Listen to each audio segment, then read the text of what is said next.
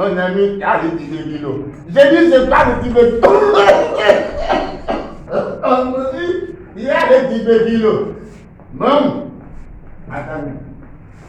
Je suis même parti à l'hôpital. On m'a fait la visite tout à l'heure. J'ai regardé mon go, on m'a visité. Comme j'ai appris un examen, je.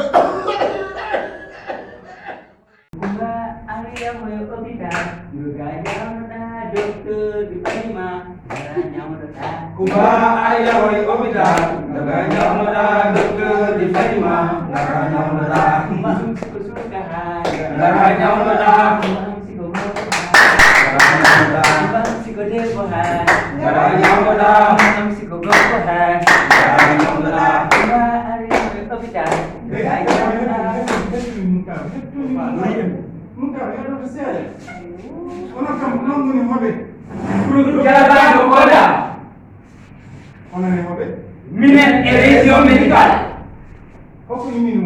Mais gimana ko aka boy o ñaw ngi rew tuberculose. Tuberculose?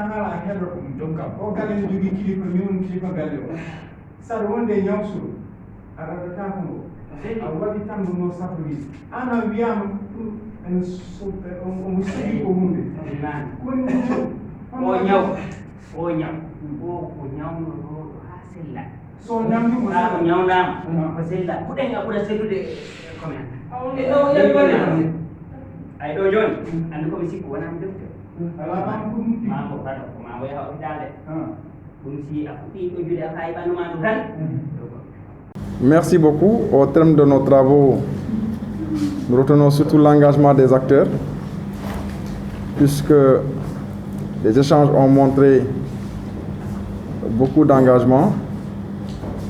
Et aussi, nous retenons également que nous avons quand même pris un certain nombre de paris et de défis à relever, surtout lorsque nous avons partagé les difficultés que nous avons vécues dans ce contexte de Covid par rapport à la lutte contre la tuberculose.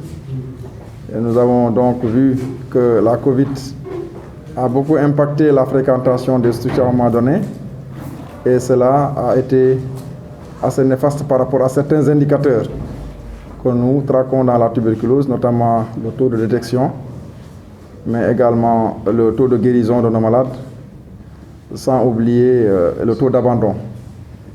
Et cela a été surtout dû au fait que les activités de communication étaient surtout orientées vers la Covid-19, Et parfois, ça a conduit à un certain amalgame et qui, du fait de la stigmatisation, certaines personnes évitaient un peu la fréquentation des structures.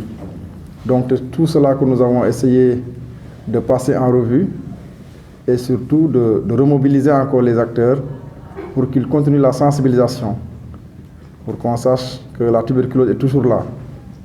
C'est une maladie grave qui est mortelle, mais c'est une maladie qui a un traitement qui est disponible et qui est gratuit et qui peut aujourd'hui se dépister dans la plupart de nos postes de santé avec la décentralisation du dépistage, la mise en place de beaucoup d'équipements, de microscopes au niveau de plusieurs centres de santé, ce qui fait qu'aujourd'hui le dépistage de la tuberculose est accessible. Nous avons également la tuberculose de l'enfant qui est un problème.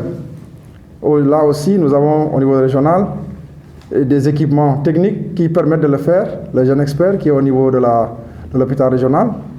Et il s'agit également d'un des points faibles que nous avons visités au cours de cette rencontre pour amener en tout cas les acteurs à renforcer la sensibilisation pour le dépistage de la tuberculose de l'enfant qui a été aussi retenu comme étant un point faible.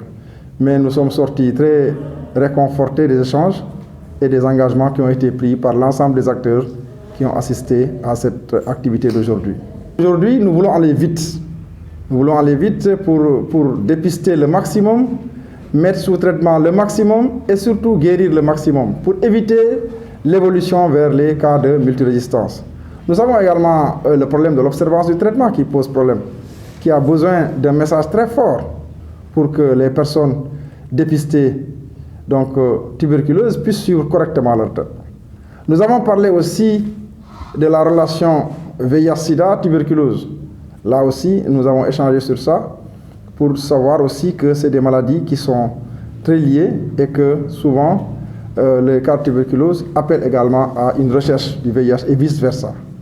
Donc, aujourd'hui, c'est d'aller vite, aller dépister les tuberculoses là où elles se trouvent, donc renforcer le taux de détection, renforcer également la fréquentation des structures, surtout dans ce contexte de pandémie où parfois les gens, dès qu'ils toussent, ils pensent à la Covid et parfois ça peut être des facteurs même peut-être de ne pas fréquenter les structures. Mais ça, la communication est passée par là. On s'est rendu compte que c'est en train de s'inverser. Donc les personnes maintenant ont compris. Au contraire, maintenant, ils ont compris qu'il faut se faire dépister plutôt très tôt pour avoir les chances de guérir et surtout de ne pas évoluer vers des complications. Donc c'est ce message que nous avons renforcé pour que tous ensemble, nous puissions aller vers ça, pour que cette roue puisse tourner, pour que nous puissions aller rapidement à nos résultats. La vaccination contre la Covid se porte bien au niveau de la région. Nous avons reçu donc dans un premier temps près de 8 000 doses de Sinopharm et nous avons également reçu près de 15 000 doses de AstraZeneca.